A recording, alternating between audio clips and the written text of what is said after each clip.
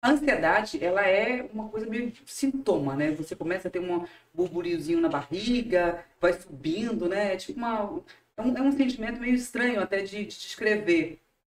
Quando você descobre que eu achava que eu não era ansiosa.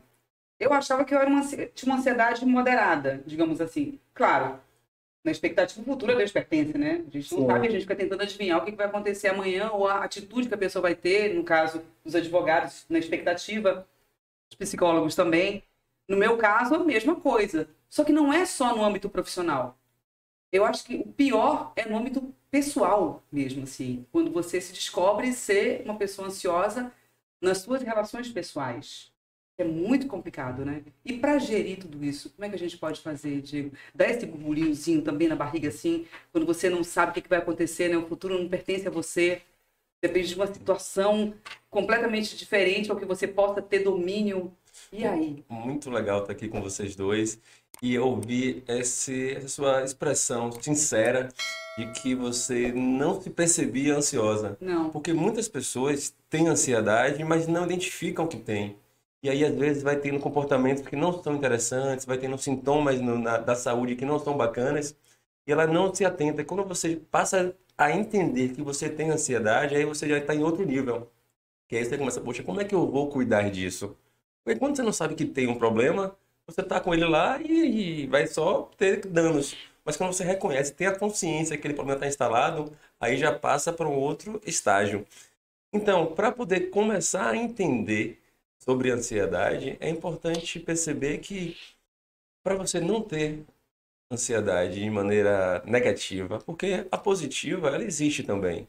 Então, se você tem um pouco de preocupação com o futuro, que te leva a cuidar do que precisa ser cuidado, para que você seja capacitado para poder exercer um bom comportamento quando a situação futura chegar, isso é bom, isso é ótimo. Então, se você não se preocupar com o futuro em nada, é possível que você não cuide do presente para poder desenvolver as habilidades e competências que você precisa desenvolver para chegar no momento que você precise usar aquelas habilidades e tá ok, está ótimo, está em paz, está seguro. Então, um pouquinho de ansiedade, ela é ótima. O problema é que quando ela começa a ficar grande no seu organismo, e aí E você vai. começa a interferir em outras situações, né? Sim, sim. E aí você vai ficando insegura, você vai ficando querendo fazer várias coisas ao mesmo tempo, você não respira direito, você não percebe as coisas da sua volta direito.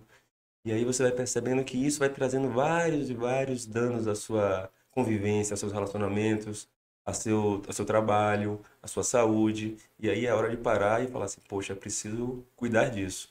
Ô Diego, a ansiedade, ela tira a produtividade? De algum modo ela prejudica a produtividade e tira o foco também? Então, inicialmente ela pode, quando ela está em pouca quantidade, ela pode até ajudar na produtividade. A pessoa está ali com ansiedade, então tem que fazer, tem que produzir, tem que fazer, tem que produzir. Só que quando isso vai ficando numa quantidade muito grande, o que acontece? Começa a atrapalhar o desempenho, o comportamento. E num caso muito alto, gera o burnout, que é um processo de estresse, de danos no organismo pelo Que excesso de temos trabalho. ouvido muito a respeito de Sim, burnout, né? sim. Muita gente se mostrando com burnout. Sim, porque ela tem um medo do futuro, então ela tem que trabalhar muito e trabalha, trabalha, trabalha, trabalha, trabalha, vive praticamente quase para trabalhar, e aí tem uma hora que o organismo dela já não aguenta. Aí vem o burnout para poder sinalizar que ela precisa ter uma relação melhor com o trabalho, com a vida. Ô Diego, assim, como o burnout, de certo modo, é um termo mais novo, né? É um vocabulário mais A novo. estafa, seria a estafa É, eu antiga. queria que você Burnout é explicasse o estafa. que é o burnout, para que os nossos internautas acompanhem. Sim, O sim. que é o burnout? É Como é que ele quando, se configura? configura quando a pessoa já está com problemas significativos para conseguir realizar o trabalho. Ela inicia dando atenção ao trabalho, aí vai aumentando e começa a trabalhar, e trabalhar, e trabalhar. Tem pessoas que têm dificuldade de parar e descansar e relaxar. Às vezes eu chego no meu consultório e pergunto qual foi a última vez que você parou para relaxar? Você fez o quê? Aí a pessoa me fala uma coisa que deu prazer a ela. Ela não sabe a diferença entre prazer e relaxar. Relaxamento tem a ver com o corpo. Você precisa perceber seus músculos se estão tensionados ou não.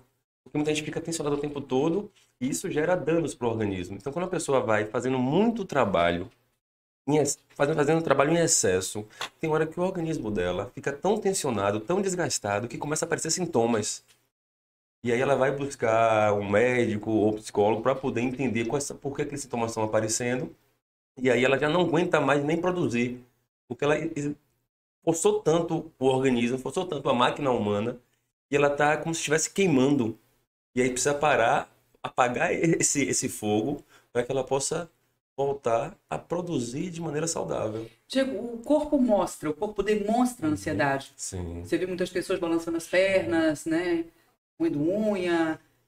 Bom, existem várias situações, né? Sim. Várias situações. E assim, quando você vê uma pessoa nesse comportamento, quase 100% que ela deve ter ansiedade, né? Sofrer de ansiedade. Porque eu acho que é um sofrimento, né? Ansiedade é um sofrimento.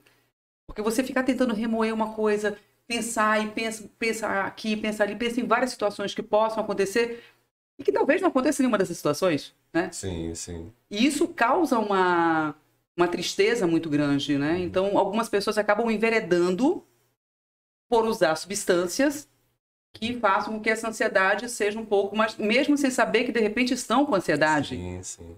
Né? Ótimo. Sim, de fato. A ansiedade gera comportamentos que são desagradáveis para a pessoa e muitas vezes ela não só fica triste, muitas vezes ela fica com raiva. Às vezes com raiva do outro, a irritabilidade começa a crescer e às vezes com raiva de si mesmo. Então ela se comporta de uma forma que ela achou que não era tão interessante, porque a ansiedade já atrapalhou ela, e aí ela começa a ficar triste pelo aquele comportamento dela, porque o desempenho não está tão bom quanto ela gostaria, e muitas vezes ela fica com raiva do outro ou de si. E isso vai gerando desgastes e aumentando ainda mais a ansiedade, porque ela vai ficando cada vez mais com medo do futuro, porque ela está insegura com relação a ela mesma e a gestão emocional que ela não sabe como lidar. Uma curiosidade aqui, a ansiedade, ela tem uma relação direta com a depressão? Ela provoca a depressão ou a depressão gera ansiedade? Ou como é que elas se comunicam? Porque acho que elas têm muito a ver, eu acho, né? Sim, sim. Na verdade, não tem nada muito comprovado cientificamente que a depressão gera ansiedade ou a ansiedade gera depressão, mas sim, os sentimentos, eles estão interconectados. Então, se a pessoa tem um processo de transtorno de ansiedade generalizada, ela pode vir a deprimir, mas nem toda pessoa que tem um transtorno de ansiedade generalizada vai deprimir. Então, tem uma relação ali, mas depende de cada situação para situação, de pessoa para pessoa.